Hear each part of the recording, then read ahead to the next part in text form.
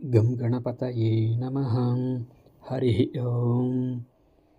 గరుడ మహాపురాణంలో దహన విధి మొదలగు విషయాల గురించి తెలుసుకుందాం. శ్రీకృష్ణుడు ఈ విధంగా చెప్పసాగాడు. నరులు తెలిసి గాని తెలియక గాని ఏమైనా పాపాలు చేసి ఉన్నట్లయితే వాటి నుండి శుద్ధి పొందటం కోసమై ప్రాయచిత్తం చేసుకోవాలి. విద్వాంసుడు ముందుగా పవిత్ర భస్మాది స్నానాలను 10 చేయాలి. శక్తిని అనుసరించి షడబ్దం 6 సంవత్సరాల పాటు కృత్యవ్రతం మున్నగునవి ప్రత్యామ్నాయంగా ఆచరించాలి. దానిలో సగం కానీ లేదా దానిలో సగం కానీ లేదా దానిలో సగం కానీ శక్తిని అనుసరించి వాటిని చేయాలి. పిమ్మట దశదానాలు చేయాలి. వాటిని గురించి విను. గోదాన, భూదాన, తిలదానాలు, హిరణ్యదానం, ఆజ్యదానం అంటే నేయి దానం, వస్త్రదానం, ధాన్యదానం, గుడదానం, రజత దానం అంటే వెండి, లవణదానం ఉప్పు, వీటిని దశదానాలుగా తెలుసుకోవాలి. ఎవరైతే ఈ దశదానాలు చేస్తారో వారికి ప్రాయచిత్తం పూర్తిగా జరిగి నరుడు శుద్ధుడవుతాడు. ఇక యమద్వారం వైపు వెళ్లే దారిలో చీము నెత్తురుతో నిండిన వైతరణి నది అనే పేరు కలిగినదొకటి ఉంది. ఆ వైతరణి నదిని సులువుగా దాటుటకై గోవును దానమియ్యాలి. వైతరణి అనే గోవును, అది నల్లని పొదుగుతో నల్లని అవయవాలతో ఉండి వైతరణిగా చెప్పబడింది. నువ్వులు, ఇనుము, బంగారం, పత్తి, ఉప్పు, సప్తధాన్యాలు, భూమి, గోవు ఇవి ఒక్కొక్కటి పరమ పవిత్రంగా చెప్పబడ్డాయి. ఉత్తరోత్తరం బలీయం ఇవి. ఈ 8 మహాదానాలు అంటారు. వీటిని ఉత్తముడైన బ్రాహ్మణునకు ఇయ్యాలి. ఆతురుడు అంటే మరణాసన్న వ్యక్తి దానమియ్యాలి. ఇక అష్టవిధ పదదానాలను గురించి నేను చెబుతున్నాను విను. గొడుగు, చెప్పులు, బట్టలు, ముద్రిక అంటే ఉంగరం, కమండలవు అంటే జలపాత్ర, ఆసనం, భోజన పాత్ర, తినబడే పదార్థం, ఈ 8 అష్టవిధ పదదానాలు అంటారు. తిలపాత్ర, నేతిపాత్ర, శయ్య, భోజనానికి కావలసిన సంభారాలు, ఇవి కాక తనకిష్టమైనవి ఏవి ఉన్నాయో వాటన్నిటినీ దానం చేయవచ్చు.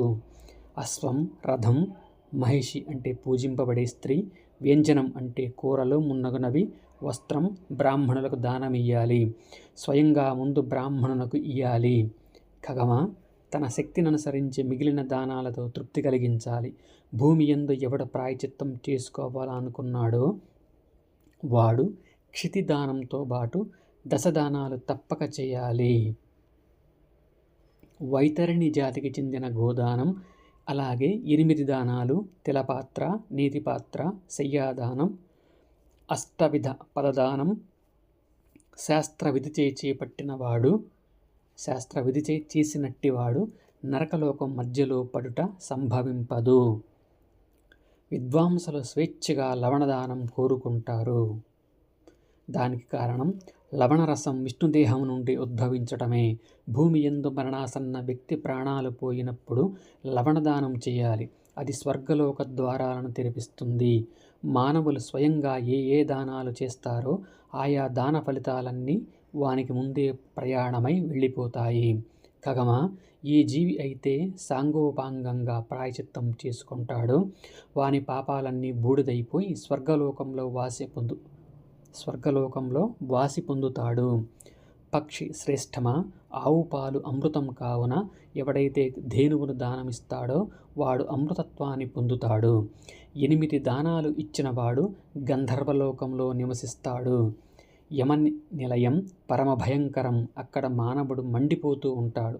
ఛత్రదానం చేస్తే యమ మార్గంలో సంతృప్తి కలిగించి చక్కని నీడ లభిస్తుంది. చెప్పులను కనుక దానమిస్తే గుర్రాన్ని అధిరోహించి వెడుతూ ఘోరమైన అసిపత్రవనాన్ని సుఖంగా అతిక్రమించగలడు. భోజనం, ఆసనం దానమిచ్చుట వల్ల యమలోక మార్గంలో సుఖంగా భుజిస్తూ వెడతాడు. కమండలువులను దానమిచ్చుట వల్ల నిర్జన ప్రదేశంలో సుఖిస్తూ సాగుతాడు. యమదూతలు మహాభయంకరులు, క్రూరదర్శనులు. కొందరు నల్లగా, కొందరు పచ్చగా ఉంటారు. వస్త్రాలు, ఆభరణాలు దానం చేయటం వల్ల దయ కలిగి వారు పాపులను పీడించరు.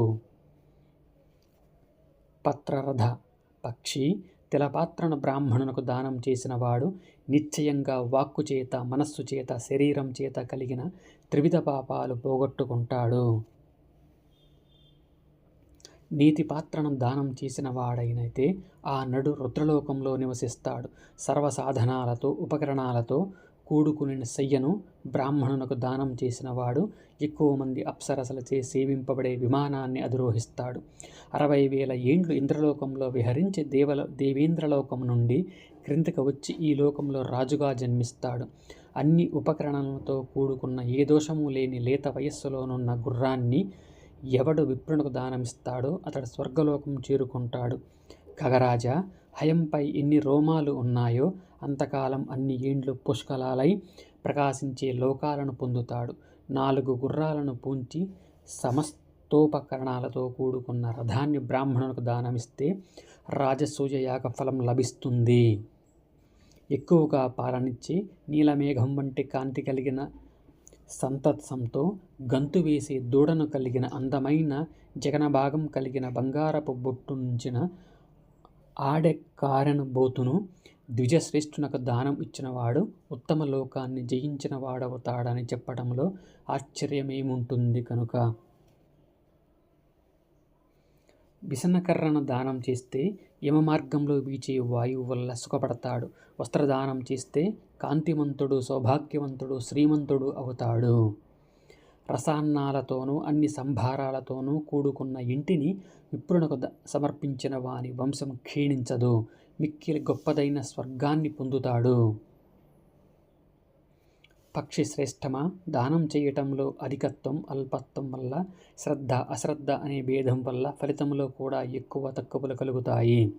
అటు పిమ్మట ఎవరైతే జలదానం చేస్తారో, ఎవరైతే అన్న రసాలు సమర్పిస్తారో వారు ఖగమ ఆపదయందు ఆహ్లాదాన్ని పొందుతారు. ఎవడైతే శ్రద్ధతో పవిత్రమైన మనస్సుతో భోజనాలు పెడుతూ ఉంటాడో అతడు వేడక భోజనం లేకపోయినప్పటికీ తృప్తిని పొందిన వాడవుతాడు. మృత్యువు ఆసన్నమైనప్పుడు యథావిధిగా సన్యాసాన్ని స్వీకరించిన వానికి పునర్జన్మ పొందడం అనేది ఉండదు. అతడు బ్రహ్మీభూతుడు అవుతాడు. మరణమాసన్నమైన మానవుని ఎవరైనా పుణ్యతీర్థానికి తీసుకొని వెడుతూ ఉంటే, లేక స్వయంగా వెడుతూ ఉండగా తీర్థస్థలంలో ప్రాణం పోయినా, లేక మార్గమధ్యంలో మరణించినా అతనికి ముక్తి లభిస్తుంది. అతడు వేసి అడుగడుగు క్రతువుతో సమానమవుతుంది, సంశయం లేదు. మృత్యువు ఆసన్నమైన వాడు యథావిధిగా అనశన వ్రతం చేపట్టి తానుగా మృతి పొందినప్పటికీ ద్విజమా, అతను మళ్ళీ సంసారంలోకి వచ్చుట, పునర్జన్మ పొందుట అనేది ఉండదు. అతనికి సంసార భ్రమణం ఉండదు. మృతుని ఆసన్న మృతుని విషయంలో ఏమి దానం చేయవలనన్న ప్రశ్నకు ఉత్తరమిచ్చాను. మృత్యు తాప దాహ విషయంలో ఏమి చేయాలన్న ప్రశ్నకు సమాధానం విను. ఆ వ్యక్తి మరణించినట్టు తెలియగానే స్నానం చేసి పుత్రుడు మున్నగవారు శీఘ్రంగా ఆ శవానికి ఏ విచారం లేకుండా శుద్ధ జలముతో స్నానం చేయించాలి. కొత్త వస్త్రాన్ని దానిపై కప్పాలి. శరీరాన్ని చందనాదులచే ప్రోక్షణ చేయాలి. పిమ్మట ఆ వ్యక్తి చనిపోయిన చోటనే ఏకోదిష్ట శ్రాద్ధం ఆచరించాలి. దహనానికి యోగ్యమైన ప్రదేశం, ఉపకరణాలు మున్నగునవి ఎలా జరగాలో ప్రయోగపూర్వకంగా సిద్ధం చేసుకోవాలి. ఇందు ఆసన ప్రోక్షణ క్రియలనే చేయాలి. ఆవాహనం, అర్చనం, పాత్రాలంబనం, అవగాహనం అని 4 క్రియలను చేయరాదు. పిండదానం తప్పనిసరిగా చేసి అన్నదానానికి సంకల్పం చెప్పుకోవాలి. పంచభక్ష పదార్థ సమూహాన్ని వినియోగించరాదు. రేఖామాత్ర స్నానం చేయించాలి. అక్షయోదకాన్ని సమర్పించాలి. ఈ 3 మళ్ళీ చేయరాదు. పక్షి శ్రేష్టమా, సదావాచనం, ఆశీర్వాదం, తిలకక్రియ ఈ 3 చేయరాదు. మినపగింజలతో కూడిన అన్నం నింపిన పాత్రను, ఇనుప వస్తువును దక్షిణగా దానమియ్యాలి. అప్పుడు పిండాన్ని కదపాలి. ఆచ్ఛాదనం, విసర్జనం, స్వస్తివాచనం ఈ 3 ఇప్పుడు చేయకూడదని చెప్పబడింది. ఈ 6 స్థానాల యందు మాలిన్య సహిత శ్రాద్ధక్రియలందు పిండ ప్రదానం చెప్పబడింది. ఖగమ మరణస్థానం, ద్వారం, అరుగు ముంగిలి, విశ్వాసస్థానం, కాష్టచయనం, అస్థి సంశయ స్థానం ఈ 6 పిండదానానికి పనికి వచ్చే స్థానాలు. ప్రాణి మరణించిన చోట ఇచ్చే పిండాన్ని శవపిండమంటారు. దీనివల్ల భూదేవి తృప్తి పొందుతుంది.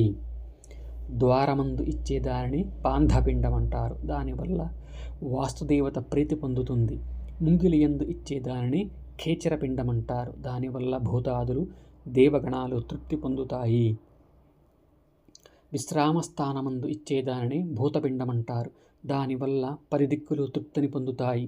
శ్మశానమందు ఇచ్చేదానిని సాధక పిండమంటారు. అస్థి సంచయ ప్రదేశమందు ఇచ్చేదానిని ప్రేతపిండమని అంటారు. వీటి వల్ల రుద్రుడు, ప్రేతలు తృప్తి పొందుతారు. శవయాత్ర సమయంలో తిలలు, కుశలు, నేయి, ఇంధనం పట్టుకొని సుతులు మున్నగవారు పుణ్య యమగాథలు లేదా యమసూక్తాన్ని గానం చేస్తూ ముందుకు సాగాలి. ప్రతిదినము విడుతూ ఆవును, అశ్వాన్ని, పురుషుని, వృషాన్ని అనుసరించి యముడు తృప్తి పొందుతాడు. దుర్మితి సురను చూచి తృప్తి పొందుతాడు. కానీ యముడు అలా తృప్తి పొందేవాడు కాడు. ఒక్క సురను మాత్రమే చూచి దుర్మితి తృప్తి పొందునట్లుగా యముడు కేవలం వీటిని మాత్రమే చూచి తృప్తి పడడు. ఇటువంటి యమగీతను కానీ, ఓం అపేతేతి అను యమసూక్తాన్ని కానీ మార్గంలో పఠించాలి. సర్వబాంధవులు దక్షిణ దిశలోనున్న అరణ్య భూమికి కదలాలి. ఖగమ దారిలో 2 చోట్ల దింపి పూర్వం చెప్పబడిన విధానంగా శ్రాద్ధం నిర్వహించాలి. పిమ్మట శ్మశాన భూమిలో శవాన్ని మెల్లగా దక్షిణం వైపు తల ఉండేలా చేసి నేలపై పడుకోబెట్టి పూర్వోక్తమైన శ్రాద్ధం ఆచరించాలి. సుతుడు మున్నగవారే గడ్డి, కర్రలు, నువ్వులు, నెయ్యి మున్నగునవి స్వయంగా తీసుకొని వెళ్ళాలి.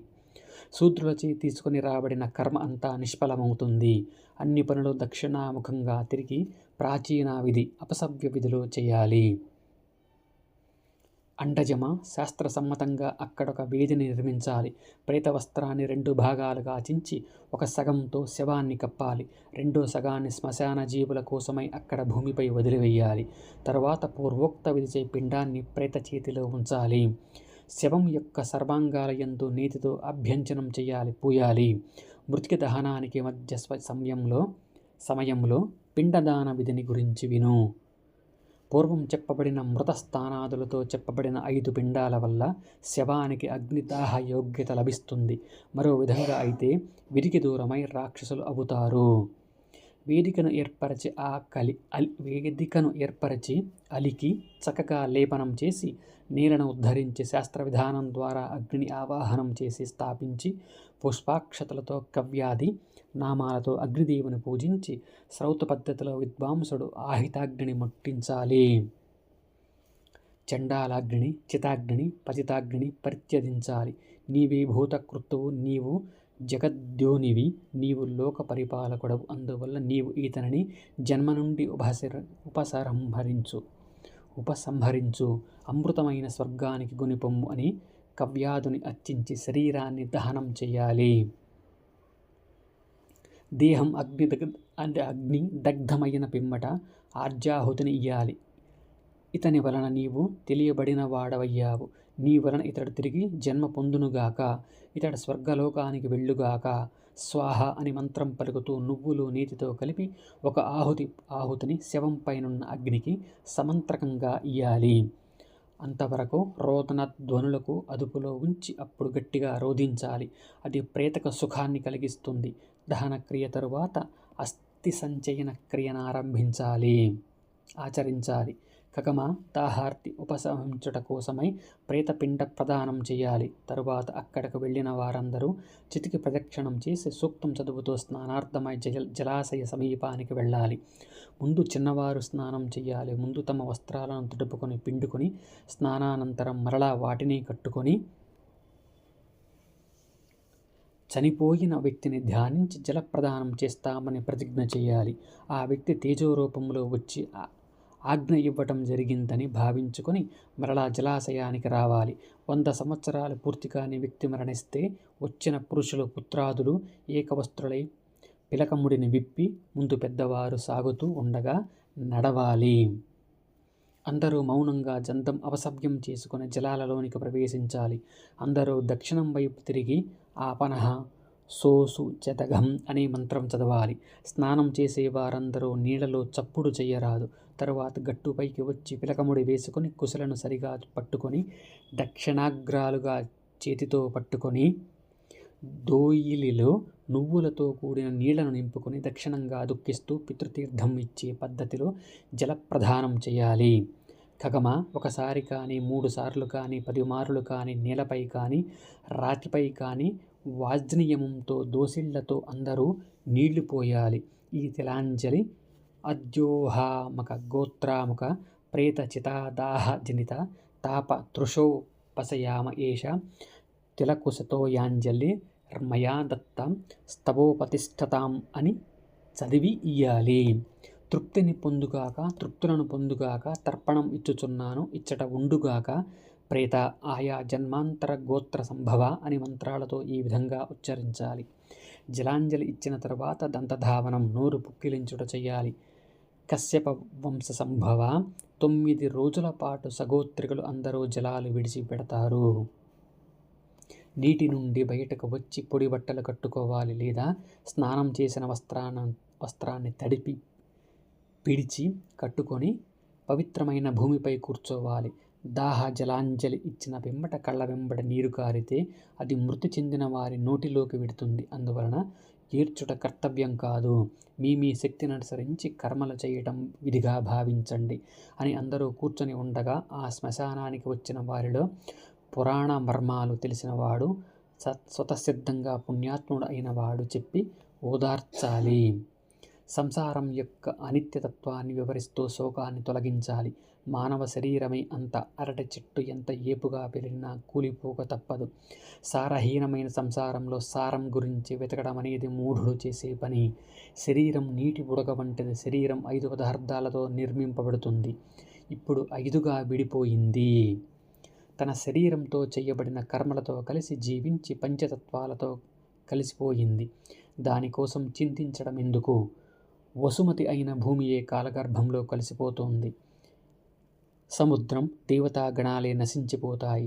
ఇక నీటి మీద నురగలాంటి మనుష్యలోకంలోని జనం ఎందుకు నశించకుండా ఉంటుంది అని శ్మశాన భూమిలో లేత పచ్చిక బయళ్లలో కూర్చుండి వినిపించాలి.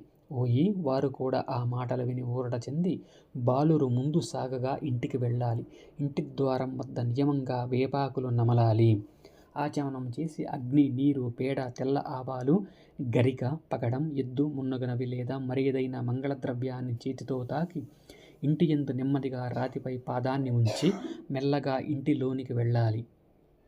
విద్వాంసుడు ఈ విధానంతో శ్రౌత పద్ధతిలో ఆహితాగ్నిచే దహనం చేయాలి. 2 ఏళ్లలోపు వయసున్న పిల్లలు మరణిస్తే శ్మశానంలో గొయ్యి త్రవ్వి పాతిపెట్టాలి. ఉదకదానాదులు చేయరాదు. భర్తను అనుసరింపదలచిన పతివ్రత ప్రయోగపూర్వకంగా భర్తకు నమస్కరించి చితిని అధిరోహించాలి. ఏ స్త్రీ అయినా మోహం వల్ల చితిని వదిలిపెడితే ప్రజాపత్యాన్ని ఆచరించాలి. మానవ శరీరంలో 3,50,00,000 రోమాలు ఉంటాయి. అంతకాలం భర్తను అనుసరించి వెళ్ళిన స్త్రీ స్వర్గంలో వసిస్తుంది.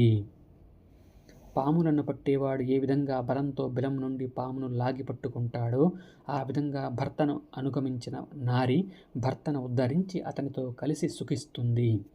అక్కడ ఆమె భర్త భక్తి పరాయణురాలుగా అప్సరోగణాలచే కొనియాడబడుతూ ఉంటుంది. ఆమె భర్తతో కలిసి 14 ఇంద్రుల కాలం విహరిస్తుంది. పతిబ్రహ్మజ్ఞుడైన, కృతజ్ఞుడైన, మిత్రజ్ఞుడైన, సుమంగళి అయిన స్త్రీ భర్తను అనుసరించి మృతి చెందితే ఆమె భర్తను పవిత్రుని కావిస్తుంది. భర్త మరణించగా ఏ భార్య అగ్నిలో ప్రవేశిస్తుందో ఆమె అరుంధతి వలె సంచరిస్తూ స్వర్గలోకంలో సుఖాన్ని పొందుతుంది.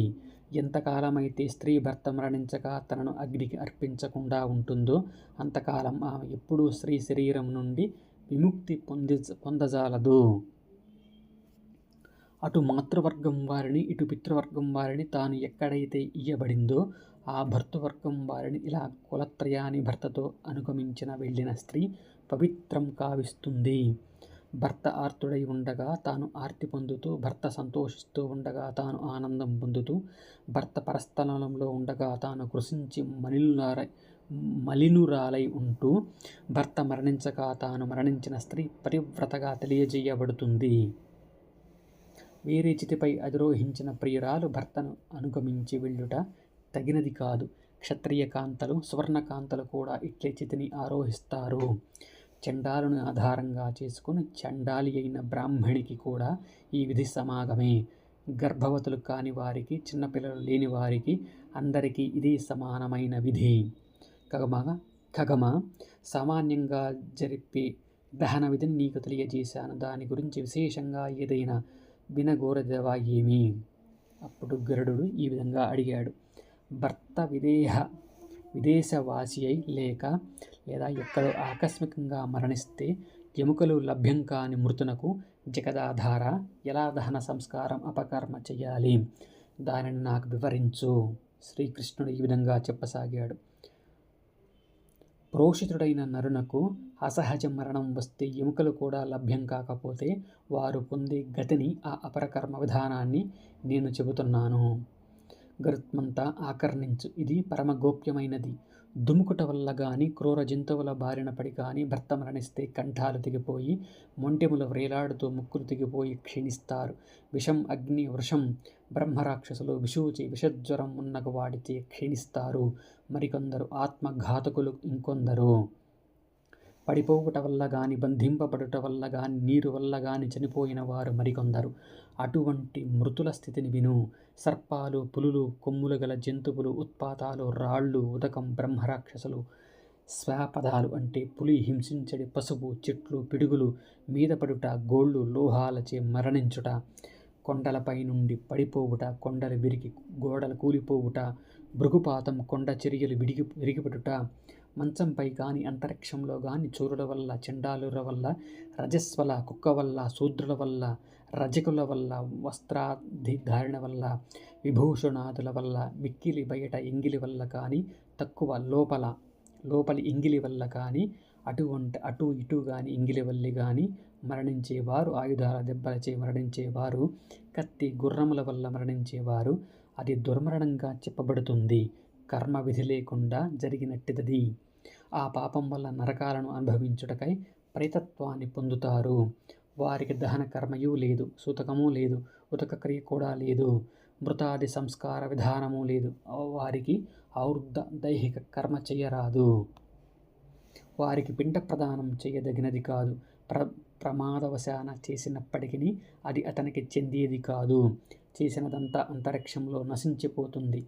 ఖగమ, అందువల్ల లోకం నిందిస్తుందనే భయంతో అయినా సుతులచే కానీ, మనుమలచే గాని, సపిండులచే గాని మృతునికి శుభం కావాలని కోరుకునేవారు ముందు నారాయణ బలిని ఆచరించాలి. అప్పుడు వారికి శుచిత్వం సిద్ధిస్తుంది తప్ప మరో విధంగా మాత్రం కాదని యముడు చెప్పి ఉన్నాడు. నారాయణ బలి అనే కర్మను ముందు చేస్తే అప్పుడు ప్రేతానికి అపరకర్మ యోగ్యత కలుగుతుంది. అది ప్రేతానికి శుద్ధికరమైన కర్మ అవుతుంది, మరో విధంగా మాత్రం కాదు.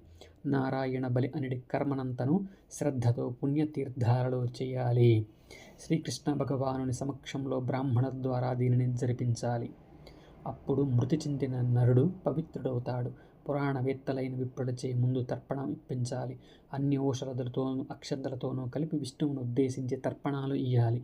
పురుష సూక్తం చేత కానీ, వైష్ణవ మంత్రాలచే కానీ, విష్ణు సూక్తం చేత కానీ ఈ విధిని చేయుట కర్తవ్యం.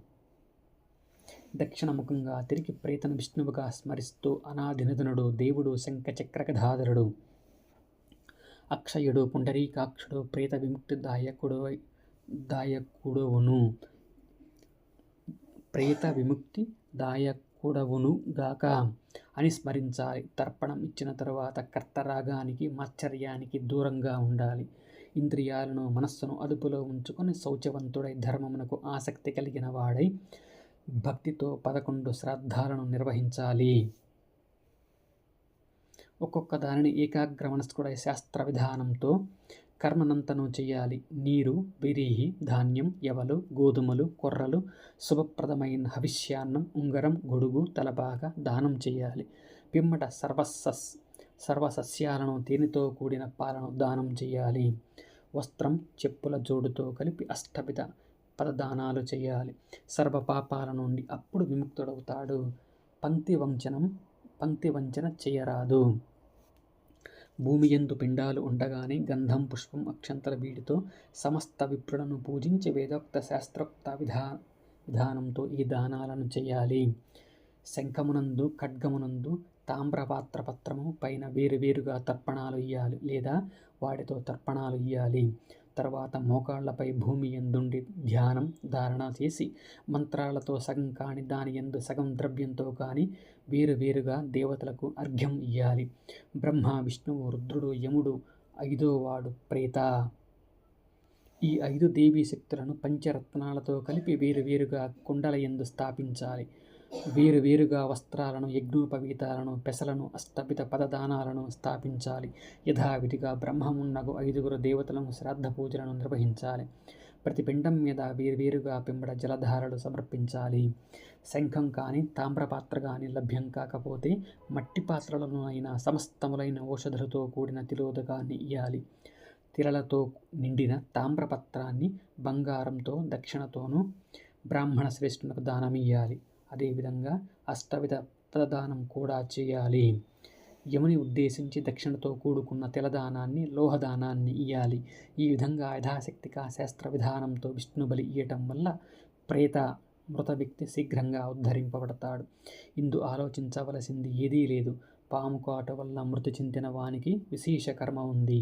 దానిని నా ద్వారా విను.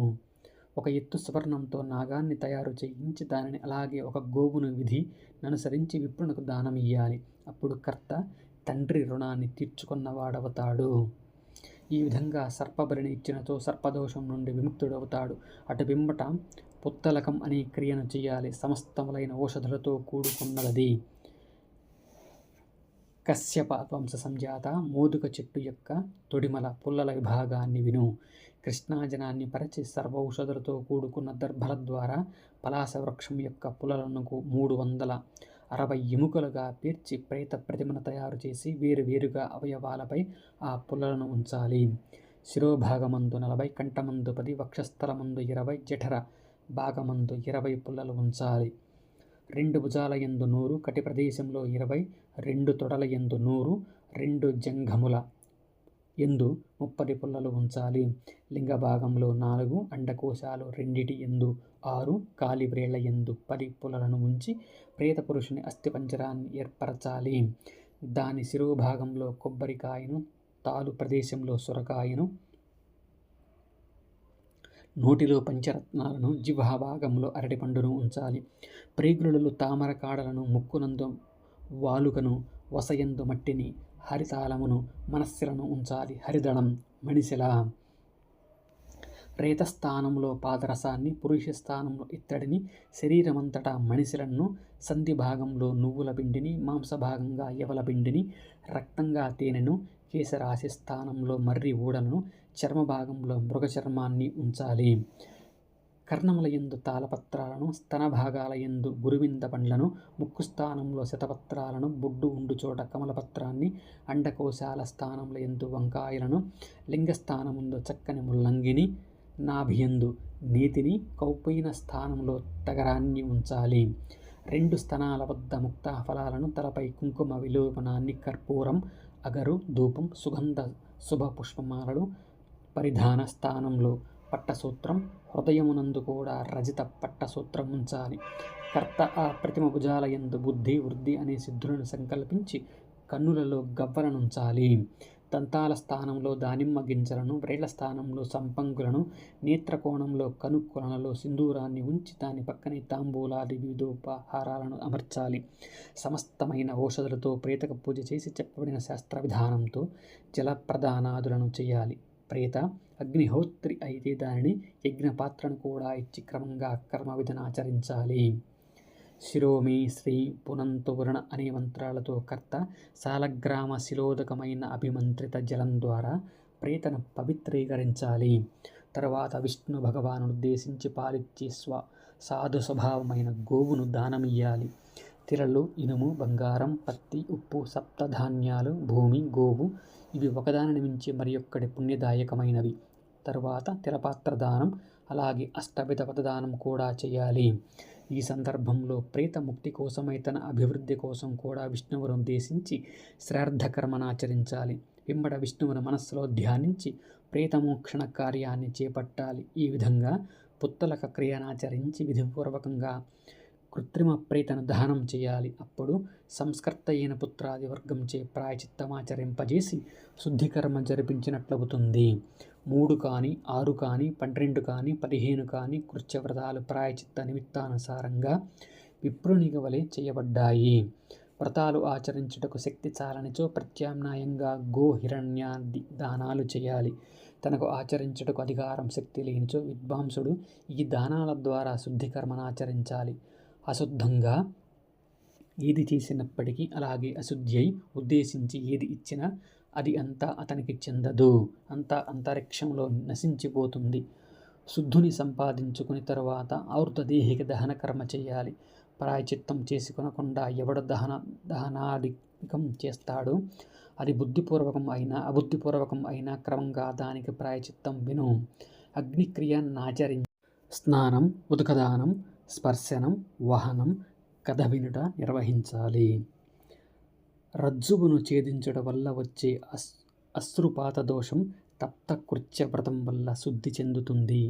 వీటిలో దేనినో ఒకదానిని నిర్వహించిన పిమ్మట ప్రేతన దహనం చేయాలి. కఠోదక క్రియను ఆచరించి కృత్యం, సంతాపనం అనే వ్రతాలు ఆచరించాలి.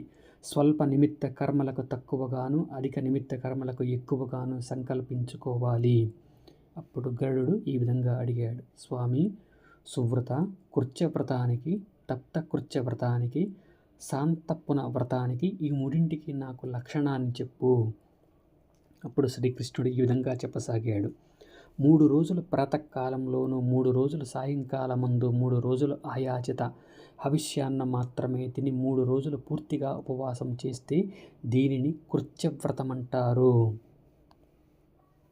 ఒకరోజు వేడి పాలు, 2వ రోజు వేడి నెయ్యి, 3వ రోజు వేడి నీరు మాత్రమే క్రమంగా స్వీకరించి 4వ రోజు రాత్రంతా ఉపవాసం చేస్తే అది తప్త కృత్యవ్రతమవుతుంది. గోమూత్ర, గోమయ, గోక్షీర, గోదధి, గో సర్పిస్సు, కుశోదకం క్రమంగా రోజుకొక్కటి మాత్రమే స్వీకరించి ఆ మరునాటి నుండి కృత్యవ్రతం చేయడాన్ని శాంతపన వ్రతమంటారు. పక్షి, నేను నీకు దుష్కృతుడైన వాని యొక్క కర్మవిధిని తెలియజేశాను. దీపం మారిపోయినట్లుగా మృతుని గురించి తెలుసుకోవాలి. పిమ్మట అగ్నిదహనం చేయాలి. 3 రోజులకు సూతకం పాటించాలి. 10 రోజుల పాటు ప్రేతపూర్వకంగా గర్తపిండం ఇయ్యాలి. పుత్తలక క్రియయందు పెట్టిన దీపం మారిపోతే ప్రాణం పోయినట్లుగా తెలుసుకోవాలి. ఈ విధంగా కర్మనాచరించాలి. అప్పుడు ప్రేత ముక్తి పొందిన వాడవుతాడు. చనిపోయిన వాడయ్యాడనే భ్రాంతితో ప్రతిమ చేసి ఈ కర్మనాచరించి దహనం చేస్తే మరలా నేతి కుండతో ప్రతిమ నుంచి స్నానం చేయించడం కర్తవ్యం. తిరిగి జాతక కర్మాది సంస్కారాలు ఆచరించాలి. ఖగమ 15 వర్షాలు గతించిన తరువాత కానీ 12 ఏండ్లు దాటిన తరువాత కానీ పురుషుడు శాస్త్ర విధానంగా కన్యని తాను భార్యగా వివాహం చేసుకోవాలి. దేశాంతరగతుడైన వాడు ఏమయ్యాడో తెలియకపోతే వాని ప్రతిమను చేసి దహించాలి. రజస్వల బాలింతరాలు మరణిస్తే పాటించవలసిన విశేషాన్ని విను. పురిటివేళ మరణించిన స్త్రీకి యాజ్ఞికులు ఈ విధంగా చేస్తారు. కుంభంలో నీళ్లు పోసి అలాగే పంచగవ్యాల నుండి వాటిని నీటి చేతనో శుద్ధి మంత్రాల చేతనో సంప్రోక్షించి పవిత్రీకరిస్తారు. ముందు శాస్త్ర విధానంతోనూ 100 చేటల నీటితో స్నానం చేయిస్తారు. 100 సార్లు చేటలో నీరు పోసి. ఖగరాజ, అలా స్నానం చేయించి దహనక్రియను ఆచరించాలి. రజస్వలగా మరణిస్తే పంచగవ్యాలతో స్నానం చేయించి వస్త్రంతో మరో ఆకృతిని చేసి విధిపూర్వకంగా దహనం చేయాలి. ధనిష్ట పంచకాలలో మరణించిన వానికి దహన విధిని చెప్పుచున్నాను విను. ధనిష్ట నక్షత్రం యొక్క పూర్వార్ధం, ఉత్తరార్ధం మొదలు రేవతి నక్షత్రం వరకు నక్షత్ర పంచకమంటారు. ఇది ఎల్లప్పుడూ దోషమై అశుభమైన కాలమవుతుంది. ఆ సమయంలో దహన విధి చేయరాదు. అది సమస్త ప్రాణులకు విషాదం నింపుతుంది. అప్పుడు జలదానం కూడా ఇయ్యరాదు. అది ఎల్లప్పుడూ వారి యందు అశుభాన్ని సూచిస్తుంది. పంచకానంతరమే సమస్త కార్యాలు చేయాలి. మరో విధంగా చేస్తే పుత్రులకు, ఆ గోత్రులకు, ఆ ప్రేతకు కూడా సంతాపమే సంభవిస్తుంది. ఈ నక్షత్రాలలో మరణించిన వారిని ఇంటిలో హాని కలుగుతుంది. లేనినాడు నక్షత్ర సంధి సమయంలో విధిపూర్వకంగా దహనం చేయాలి. నక్షత్రానికి నక్షత్రానికి మధ్య. మానవులకు అది ఆహుతి పూర్వకంగా చేయబడుతుంది. శవం యొక్క స్థానం వద్ద దర్భలతో చేసిన 4 పుత్తలాలను ఉంచాలి. నక్షత్ర మంత్రాలతో అభిమంత్రించి దర్భ ముక్కలను 4 అక్కడ వేయాలి. పిమ్మట విప్రులు విధిపూర్వకంగా మంత్రాలతో కర్మవిధిని ఆచరించాలి. అనంతరం ఆ పుస్తకాలతో కలిపి దహనం చేయాలి. సూతకం అయిన తరువాత పుత్రుడు శాంతి పౌష్టిక కర్మలను ఆచరించాలి. ధరిష్ఠా పంచకాలలో మృతి పొందిన నరుడు ఉత్తమగతిని పొందజాలడు. ఆ ప్రేతనుద్దేశించి నువ్వులు, గోవు, బంగారం, నెయ్యి దానమియ్యాలి. సమస్త విఘ్నాలను నశింపజేసే దానం విప్రులకు ఇయ్యాలి. భోజనం, చిప్పల జోడు, గొడుగు, బంగారు పుటంగరం, వస్త్రాలు, దక్షిణ పాతకం పోవటం కోసం విప్రునకు ఇయ్యాలి. ధరిష్ఠా పంచక దోష పరిహారానికి సంబంధించిన కర్మ విధిని నీకు నేను వివరించాను. సంయమిని యందు ఎన్ని సంవత్సరాలు ఎలా ప్రయాణం ఉంటుందో, మృతక్రియ ఏ రీతిగా ఉంటుందో తెలియజేశాను. ఇది శ్రీ గరుడ మహాపురాణం ఉత్తరఖండం 2వ అంశమనబడే ధర్మకాండ ప్రేతకల్పంలో శ్రీకృష్ణ గరుడ సంవాదంలో దహన విధి మొదలగు విషయాలను వివరించే 4వ అధ్యాయం సమాప్తం.